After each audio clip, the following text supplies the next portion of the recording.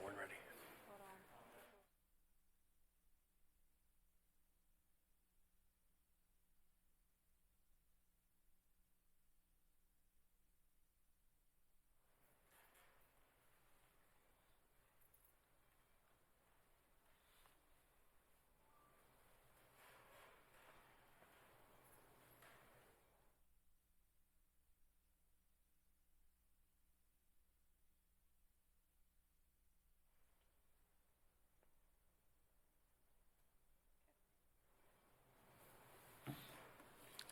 Good afternoon, everyone.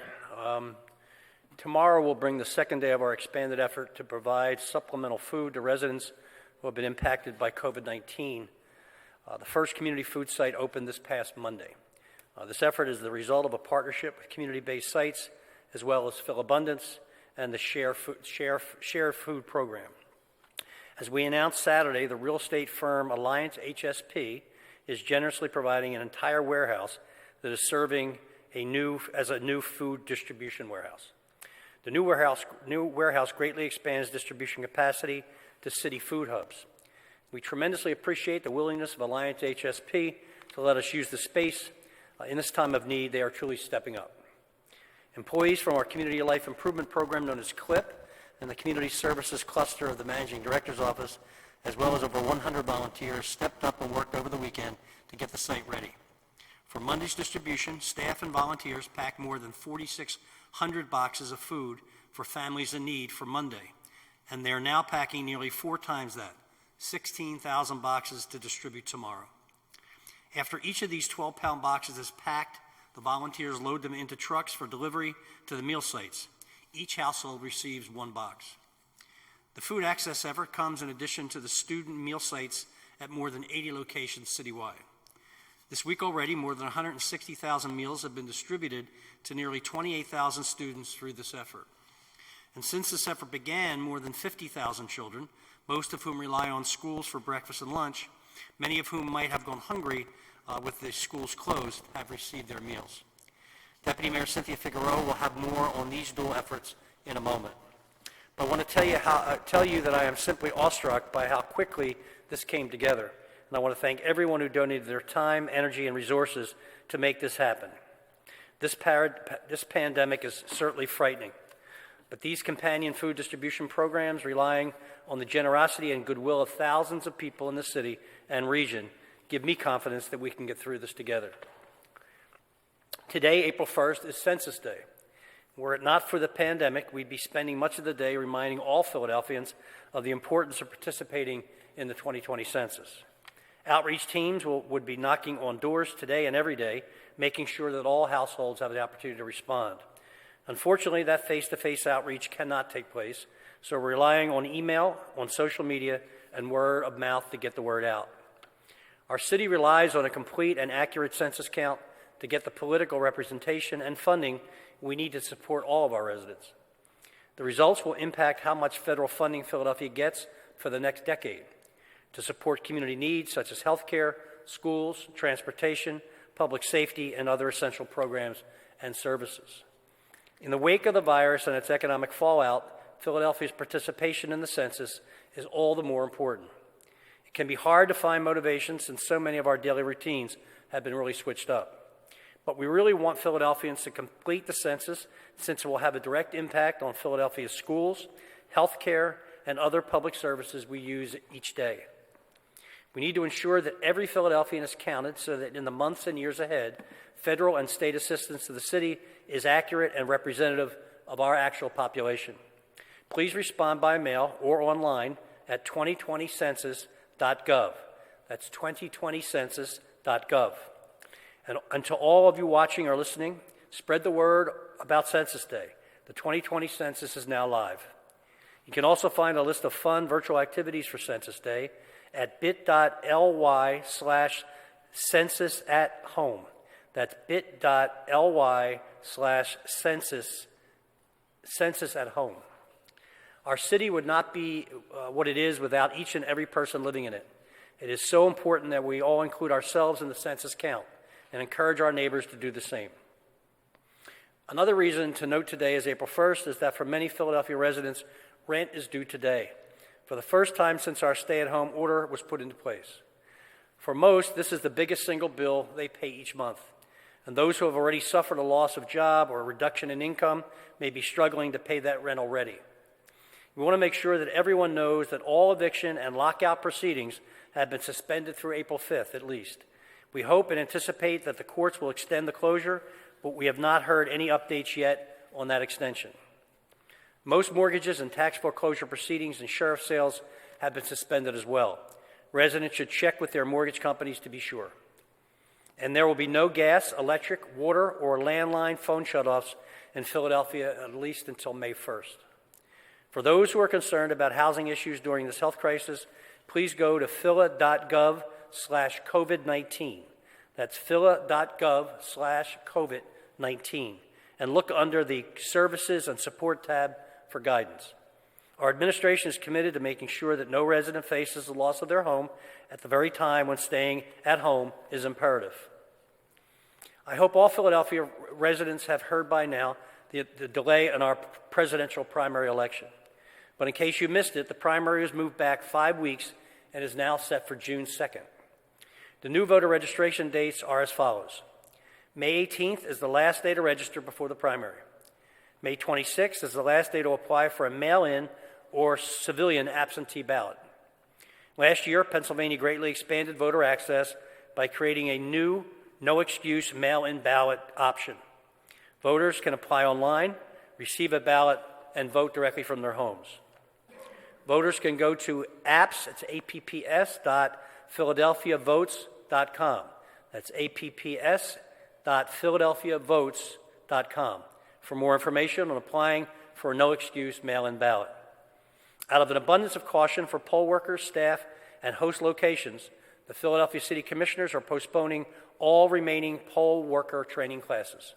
They will be contacting the poll workers in the future with information on the rescheduling of these classes. And for the latest information, please visit philadelphiavotes.com.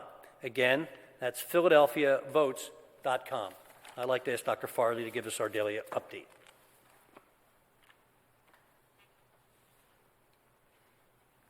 Thank you, Mayor.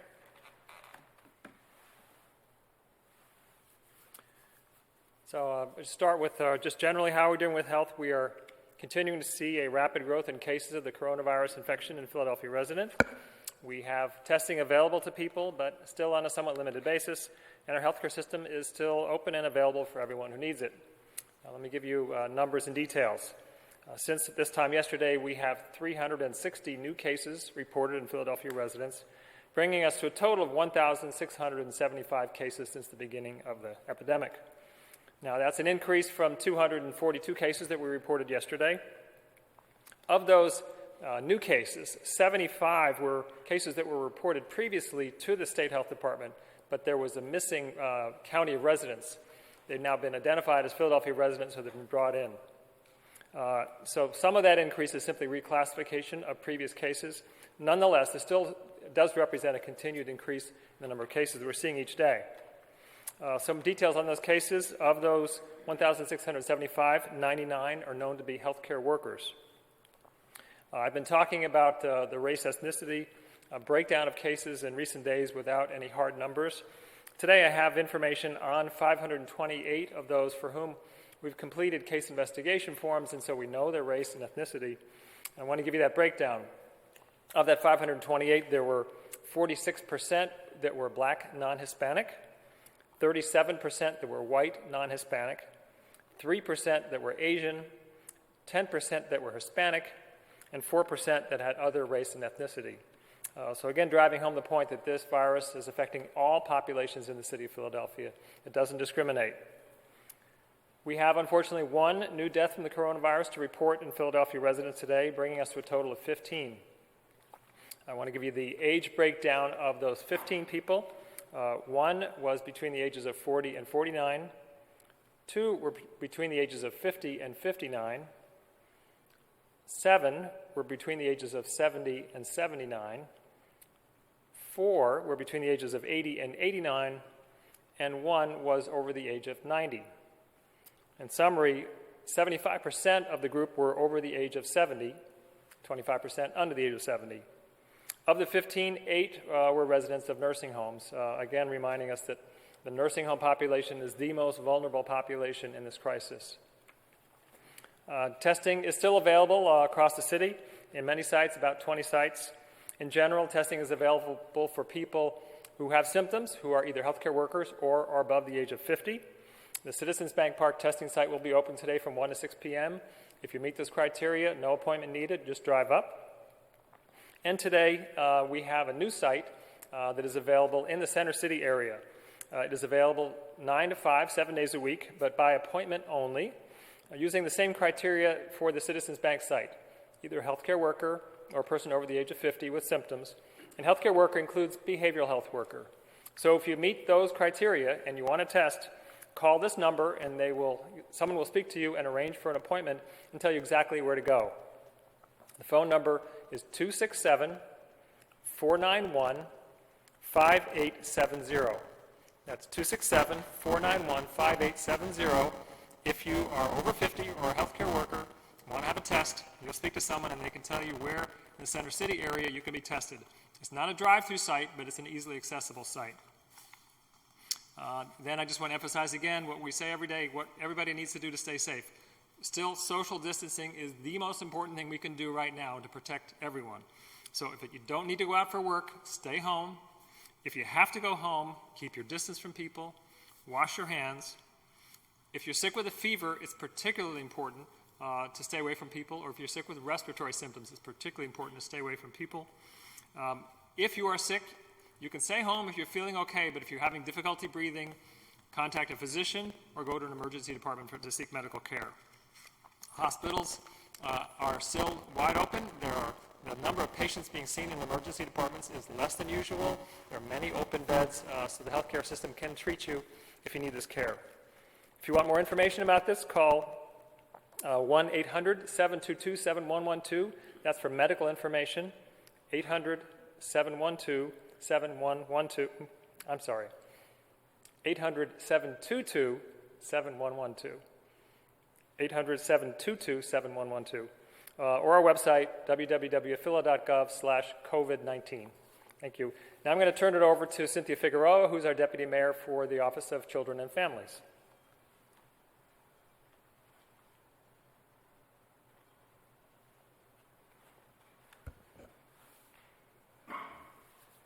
Thank you, Dr. Farley, and good afternoon, everybody. We've known that this is a special, difficult time for families and children, and this situation only heightens our vulnerabilities as a community. Our services have pivoted very quickly to address the many community concerns, among of which is food access and meals, as well as childcare and safety concerns. Last week, we announced that we would include more than 80 sites would be open to distribute meals for children. In 1 week alone, we were able to distribute over 220,000 meals to students. We know that other vulnerable populations, older adults, and our neighbors need food access as well. That's why the city has stepped up to coordinate food support and food distribution citywide. We have worked with a Share Food program and Fill Abundance to support 40 food sites. 20 opened on Monday, and 20 more are opening tomorrow on Thursday. Please go to phila.gov for a complete list. We have an interactive map that also helps you look at the locations, address, and name. We are tracking these sites to determine any changes and supports that are needed. And in addition to these 40 sites, we continue to support and work with local pantries. So the 40 sites are an enhancement to the tremendous network a number of faith communities as well as other community-based partners continue to operate. Individuals can check out Why Hunger at 1-800-5HUNGRY or text their zip code to 1-800-548-6479 to find food near them. I want to note that of the 40 sites that will be operating this Thursday, 11 of those will be in partnership with Parks and Rec. They will be offering food distribution at specific sites, and they're located on the map. I'm also happy to announce that this partnership is also getting a huge boost from Philadelphia Works. They're hiring recently laid off workers to assist in the warehouse in packing boxes, as well as supporting our distribution sites. This is made possible through the state's Rapid Response Program. Philadelphia Works, with their partnership, they hope to place over 200 individuals through efforts in the city. For children, this can be a very difficult time. Knowing how to respond to questions can be difficult, but adults can help by taking care of yourselves and by helping your children. In these times, while it can be stressful, please remain calm and try to be assuring. Careful to monitor the TV activity and how much your children are listening to. It can become quite overwhelming and create a lot of anxiety given the amount of time and the amount of exposure kids might have to information related to COVID-19. That is not to block them from the information, but to make sure that you're aware that they're getting factual information from the news and not from social media outlets that might have false information. For young children who have questions, keep it brief and simple, balance facts, and give simple examples that they can understand. Wash your hands, stay healthy, keep your fingers out of your mouth, keep your toys out of your mouth. I know parents with toddlers struggle with that independently. Keep normal activities that you can try to function in your homes. For example, today is April Fool's Day, and hopefully somebody played a prank in your household.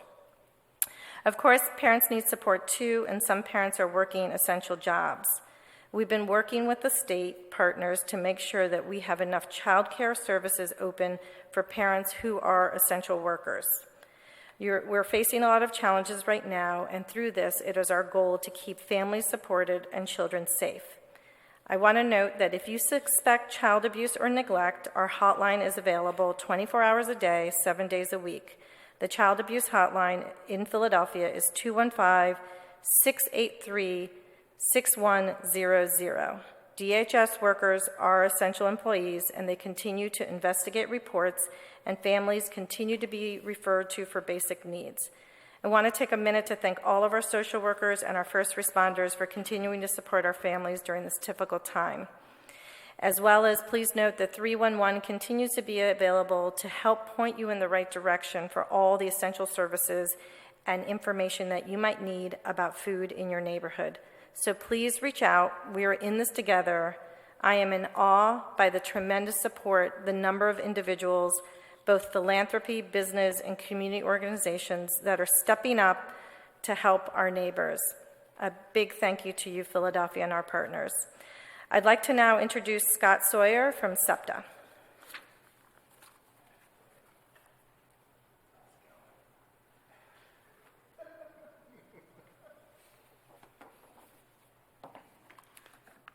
Hi, good afternoon. SEPTA is committed to providing a safe and healthy travel environment for our customers and employees during this crisis. And as such, we're continually evaluating ways to make improvements and have some new changes that took effect today. Today, we started rear door boarding on all bus, trolley, and Norristown high-speed line vehicles. Our customers are now asked to board and exit from the rear doors.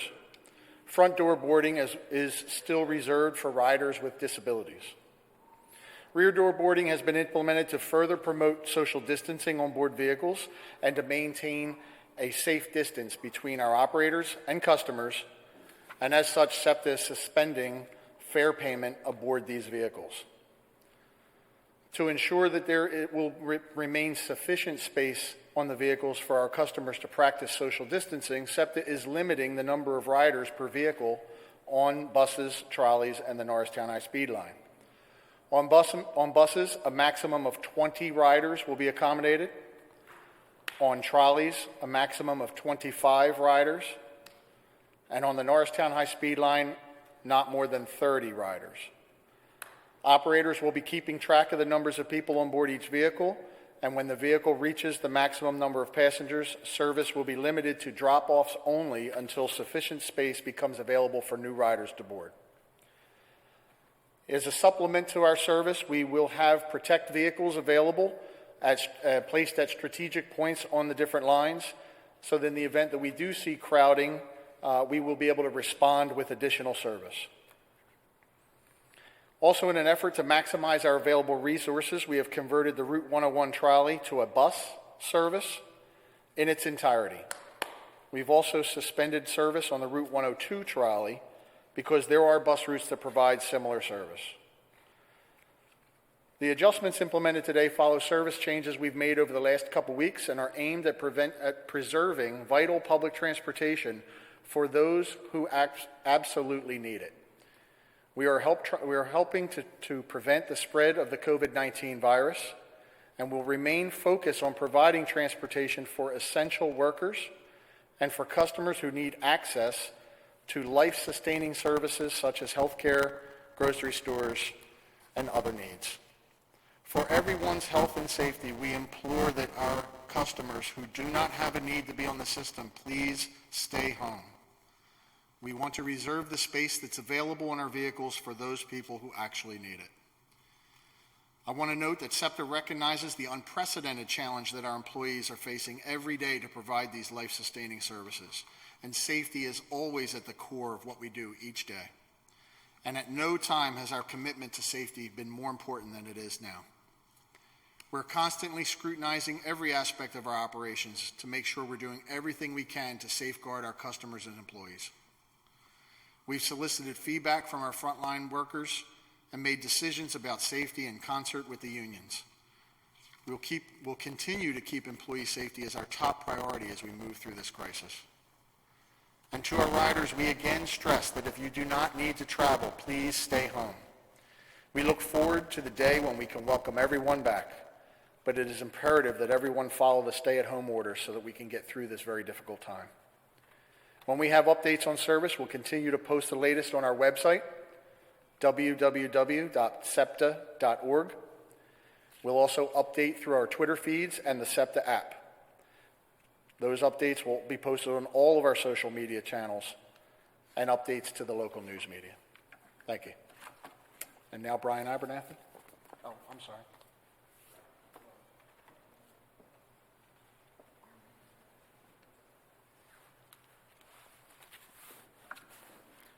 Buenas tardes, este es el mensaje del alcalde Kenny para el 1 de abril del día del año 2020. Mañana jueves será el segundo día de la expansión de nuestro esfuerzo para distribuir alimentos a los residentes que han sido afectados por la crisis del COVID-19. El primer centro de alimentos para la comunidad abrió sus puertas este lunes pasado. Este esfuerzo es el resultado de una asociación con organizaciones como Feel Abundance y Share Food Program, cuyo apoyo agradecemos.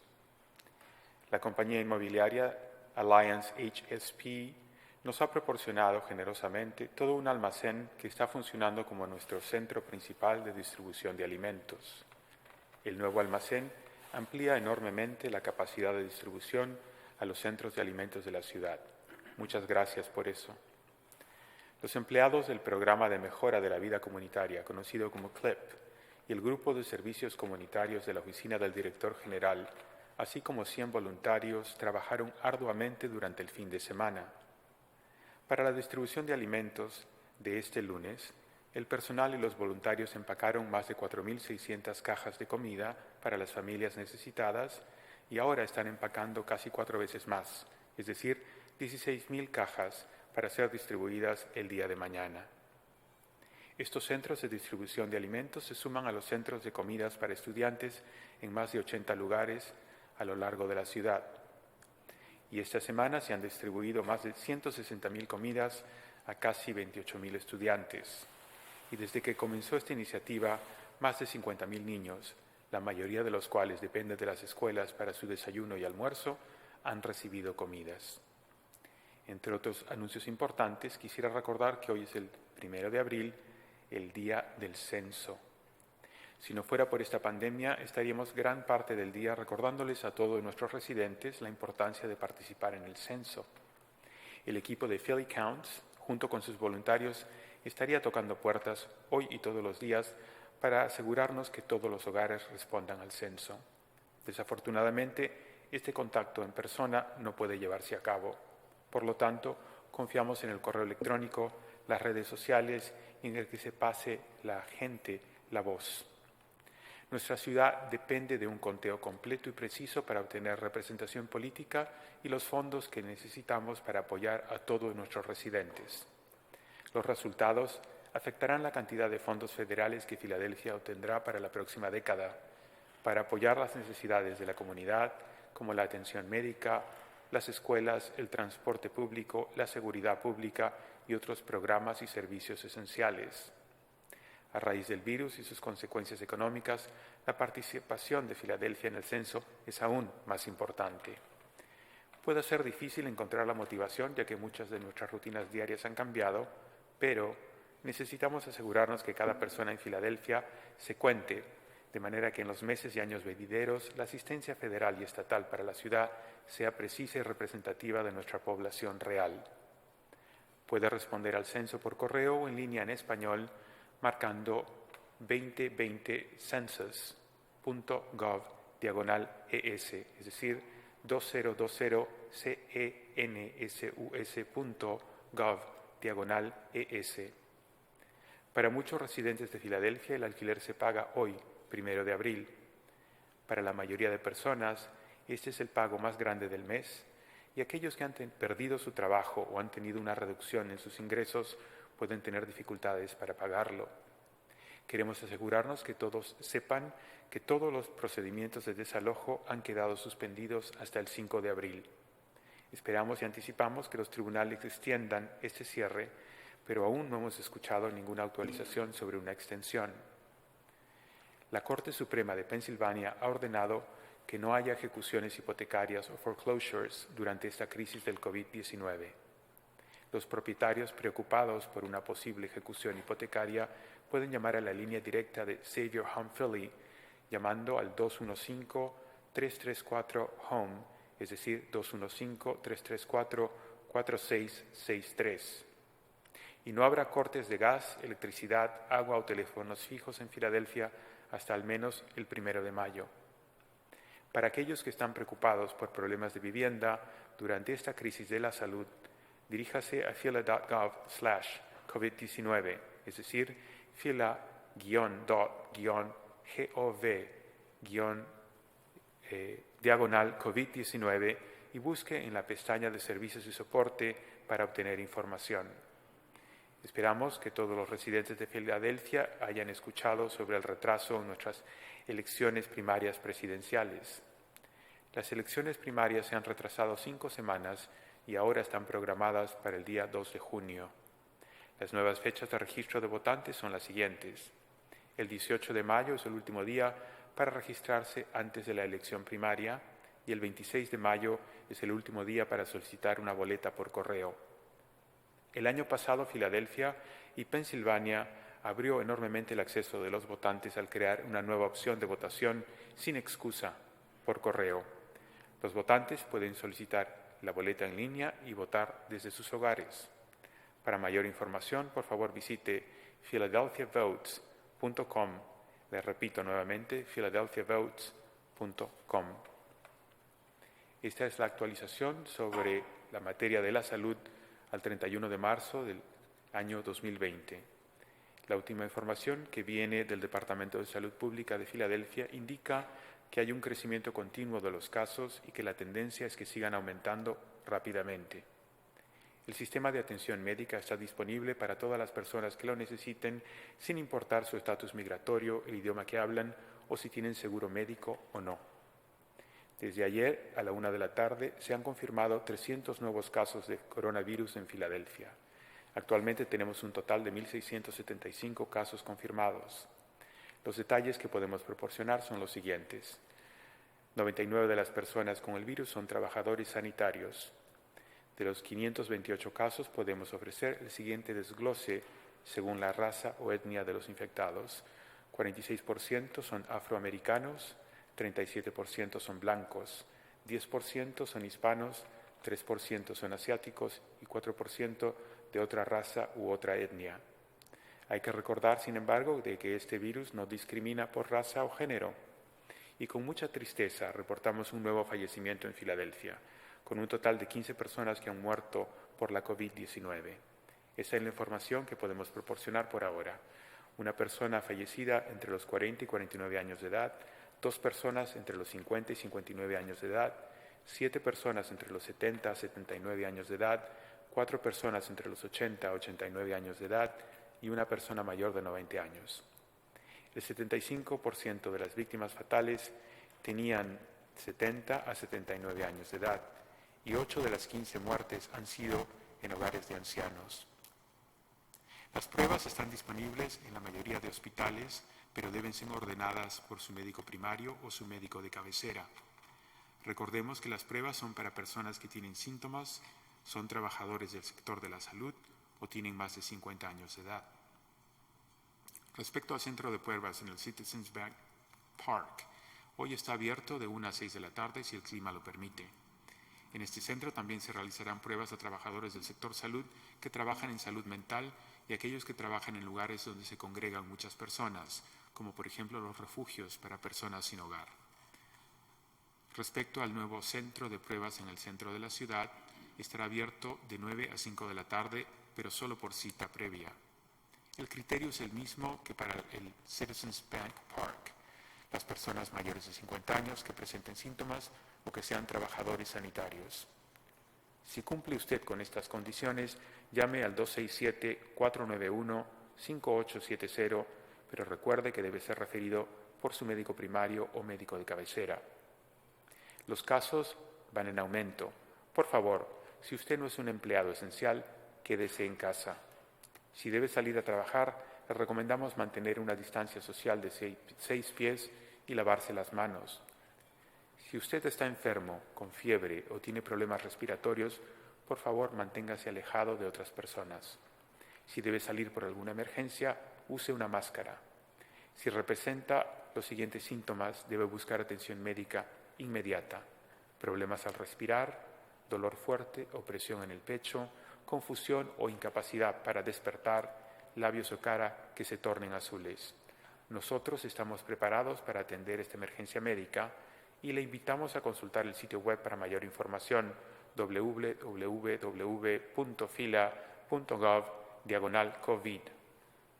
Recuerde usted que puede llamar al 311 si tiene preguntas sobre el COVID-19. Hay servicio de traducción disponible en 100 idiomas. Si tiene usted preguntas de carácter médico, puede llamar las 24 horas, los 7 días de la semana, al 1-800-722-7112. Y esta llamada es gratuita. Esta es la actualización de la Oficina de Niños y Familias de la ciudad de Filadelfia.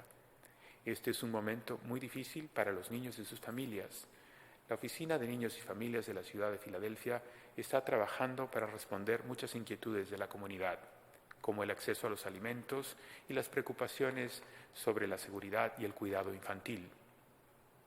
La semana pasada se anunció que más de 80 centros de distribución de alimentos estarían abiertos para distribuir comidas a los niños.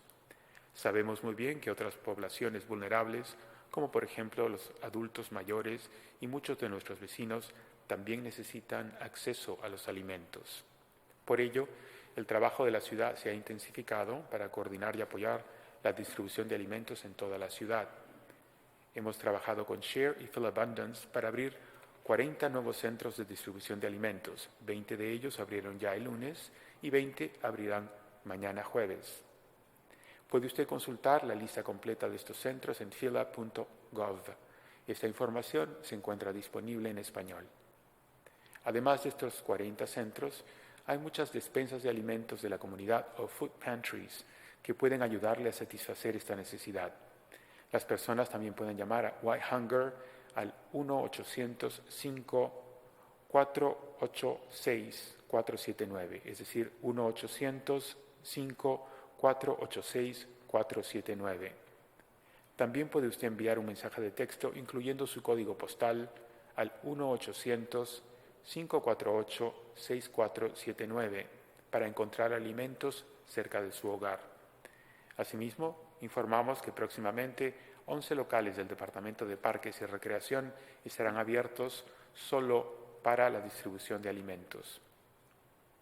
Sabemos de que este puede ser un momento especialmente aterrador para los niños. Saber cómo responder a sus preguntas puede ser difícil, pero los adultos pueden ayudar manteniendo la calma y ayudando a los más pequeños a permanecer tranquilos, ya que usted, como padre, debe controlar cuidadosamente lo que los niños escuchan en la radio, la televisión y a través de las redes sociales. Una recomendación de los expertos en salud mental es tomar un descanso y dejar de revisar noticias constantemente sobre la crisis sanitaria, pues esto puede aumentar los estados de ansiedad. Por favor, tómese el tiempo necesario para hablar con sus hijos sobre sus preocupaciones y temores. A los niños pequeños, déles información muy sencilla, déles ejemplos simples sobre lo que pueden hacer para detener los gérmenes y mantenerse saludables, como por ejemplo lavarse las manos. En este momento estamos enfrentando muchos desafíos y la seguridad de los niños debe ser lo más importante. Si sospecha de maltrato o de descuido infantil, nuestra línea directa está disponible las 24 horas del día, los 7 días por semana, en el 215-683-6100. Usted también puede llamar al 311 para recibir orientación sobre este tema o para saber cómo acceder a servicios esenciales. Por ejemplo, dónde puede usted encontrar comida gratis en su vecindario, porque el 311 tiene servicios de traducción disponible en 100 idiomas. Muchas gracias. Okay, thank you, Armando. And we're going to move to the Q&A portion for members of the media. Please remember that we only have time for one representative for each media outlet, and reporters are asked to limit their questions to 3 or fewer. We will go first to Andy Metzger, who's a freelancer. Thank you for doing this. Can you hear me? Yes. Okay. This is maybe a question for Commissioner Farley. There are a few forecasting models out there that predict when COVID infections will peak and when they will exceed hospital capacity locally. Are those models informing your decision-making? And are there any that you're looking at specifically? Yeah, there are a number of people who have put out mathematical models to try to predict when this wave will peak and how big it'll be. There's tremendous uncertainty to these models. They predict very different peaks and different timings of those peaks. We need to be prepared for all of those. If we are completely successful, we won't see much of a wave. If we are not successful, we could see a wave that would exceed our hospital capacity. There's much uncertainty, and so we need to be prepared for all of that. Okay, and could you tell me what is the total hospital bed capacity for either the city of Philadelphia or the Philadelphia area, and how many of those beds are filled today? I know you said there are many open beds, but could you put some numbers to that? Yeah, I don't have exact numbers on how many are filled. I can tell you that there are roughly 6,000 beds in the city of Philadelphia and 12,000 beds in the greater Philadelphia area, not counting New Jersey, but the counties are immediately adjacent to Philadelphia. And that right now there are plenty of beds available for people. Okay, thank you. All right. Thank you, Jack. Thank you, Andy. And next we'll go to Martin Pratt of YBN Philly. Thank you again thank you guys for doing this. This is really great. Went to the park. I saw the park had removed the basketball hoops, so thank you again for that. 3 questions. First question, the racial breakdown of the people that have succumbed to the virus, is there one, doctor? I just read some racial breakdown with my talking points. I meant, sorry, the victims, for those who have expired. Oh, for those who died, I don't have a racial breakdown of the deaths. Okay, thank you. I'll try to get that in the future. Thank you. Has there been any reconsideration to opening, based on the sobering numbers from the White House yesterday, has there been any conversation about reconsidering the convention center as a space if things reach a certain point? And also, I believe the University of Penn has the Palestra Auditorium or arena. So we have a number of spaces on the table for if and when we need expansion, but we're not going to get into details or speculation about what those spaces are until we actually have an agreement or need. Excellent, thank you. Thanks. And the last question is, there was a report that Scott Gottlieb put out, the former FDA. I don't know if you guys read that or saw that. I was curious. It's about national recovery plan after Corona. I don't think we're familiar with that specifically, but we are certainly thinking about our recovery efforts even as we prepare for the virus. Thank you. All right. Thank you, Martin. Next, Sean Walsh of the Inquirer. Thank you. Just one moment here. Sorry, a couple of questions from the newsroom.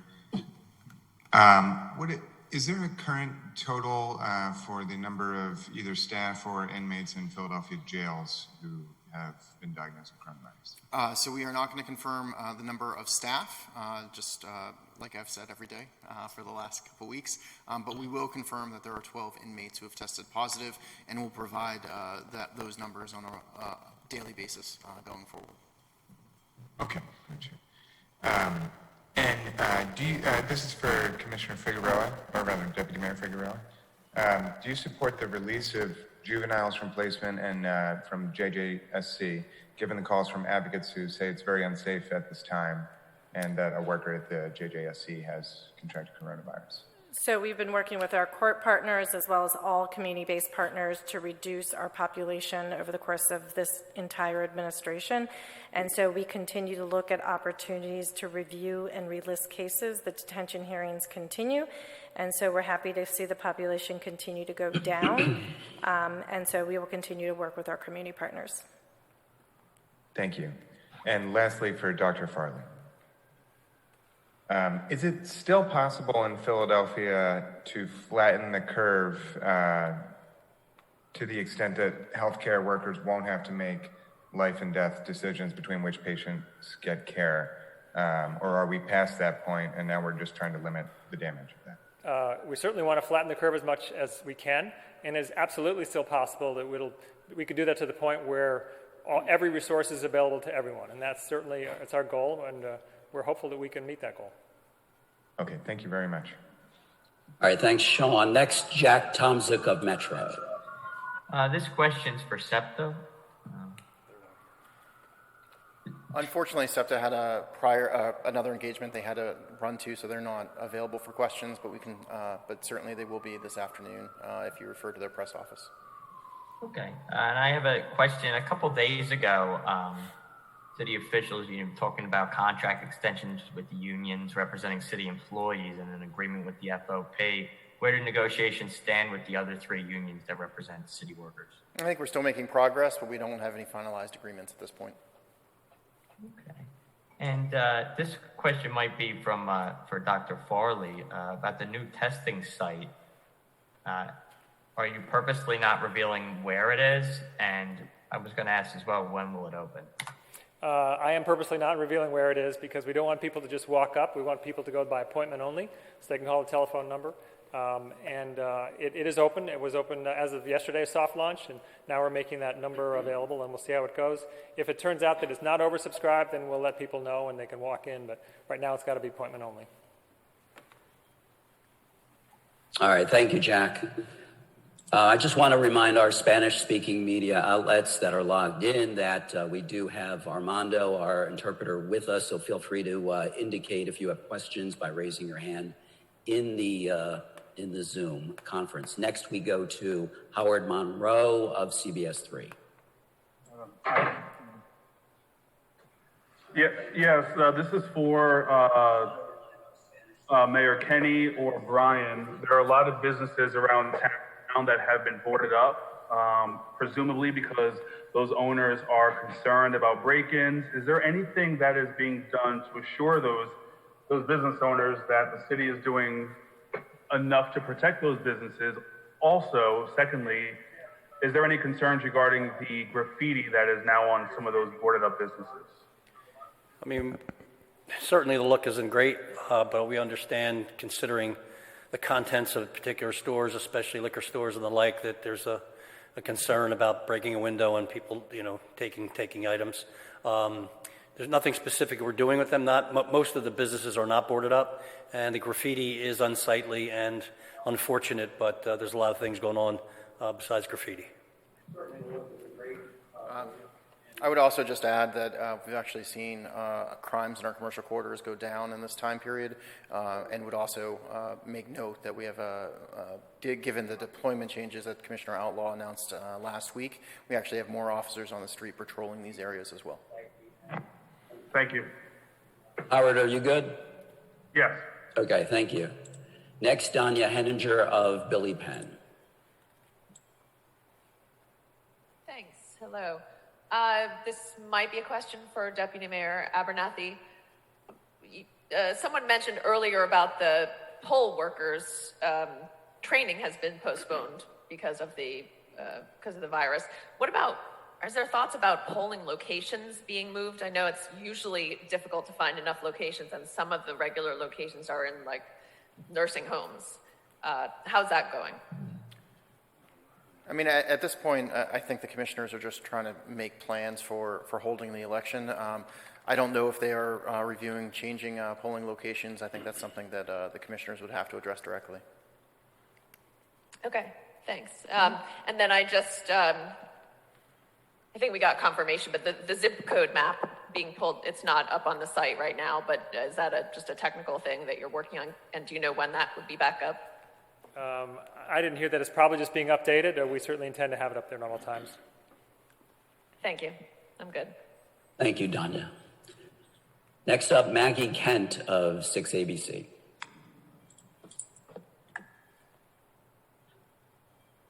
Maggie, sorry about that. Go ahead. Sorry.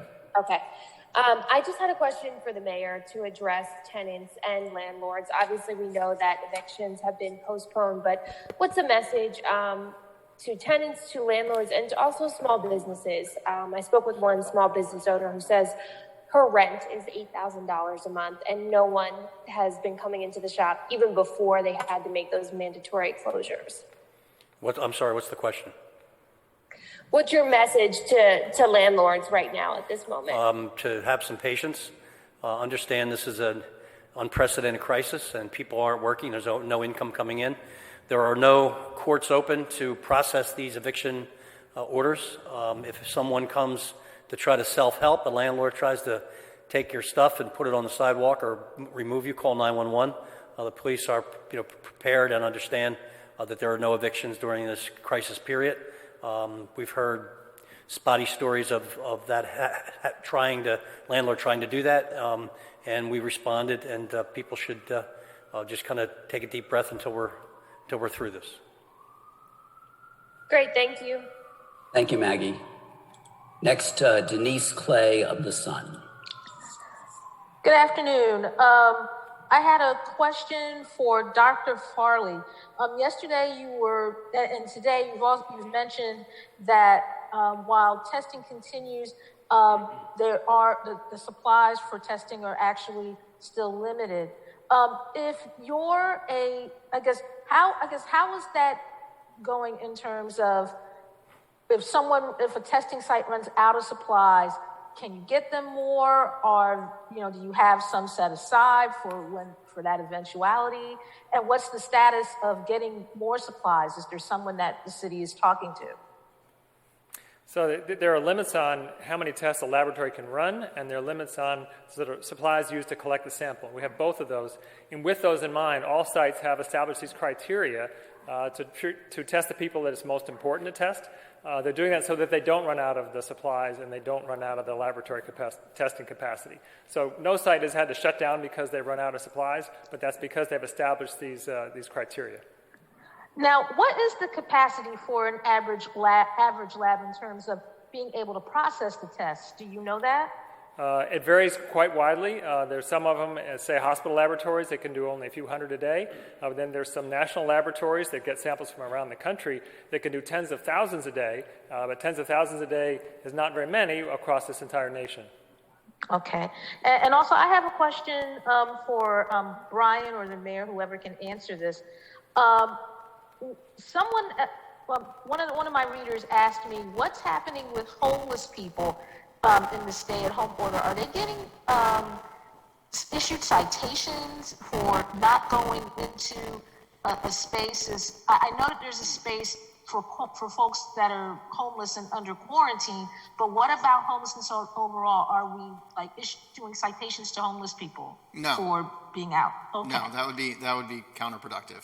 We are trying to provide services to our homeless population, including food and increasing our shelter capacity. Okay, thank you. All right. Thank you, Denise. And next, Laura McChrystal of the Inquirer. Hi.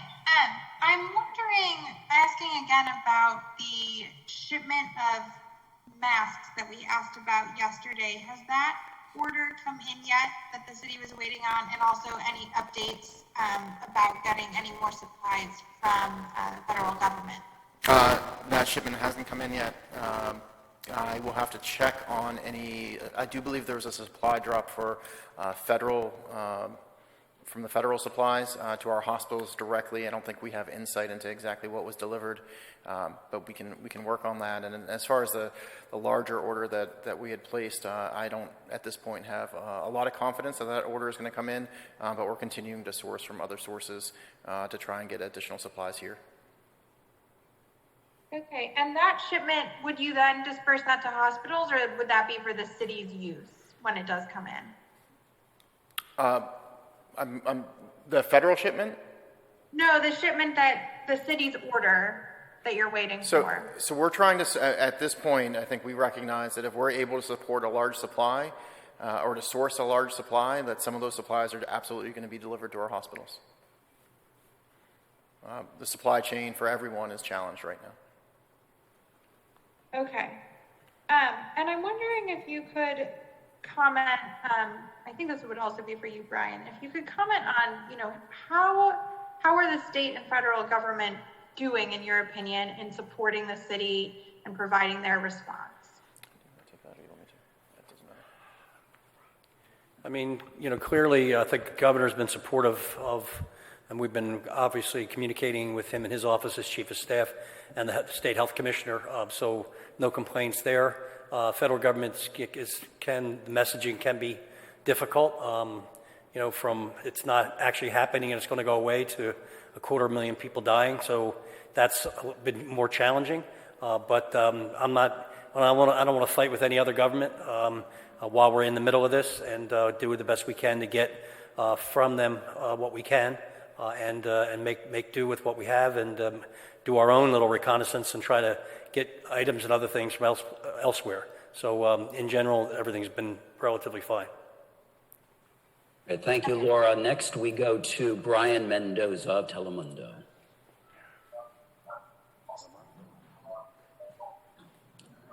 Brian, are you there? Hello, I'm here. Go ahead.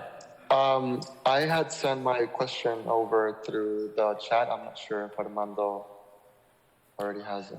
Can you still ask your question for the benefit of the people? Okay. Sí, se ha reportado tal vez un alza en incidentes de abuso de niños.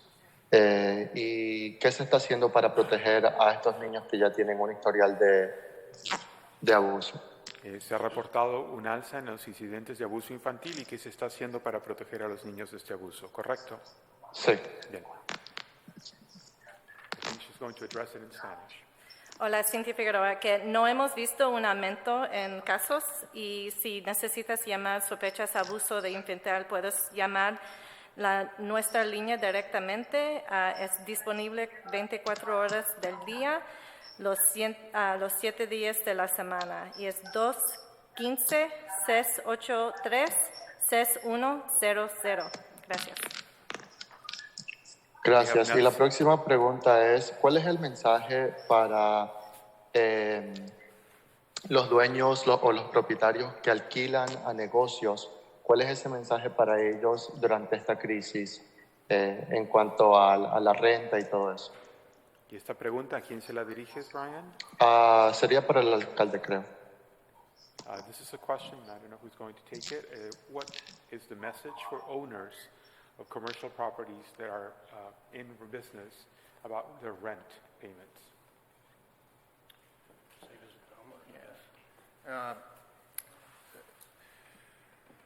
For commercial businesses, there is relief on its way from both the Small Business Administration, our loan and grant program, and the CARES Act.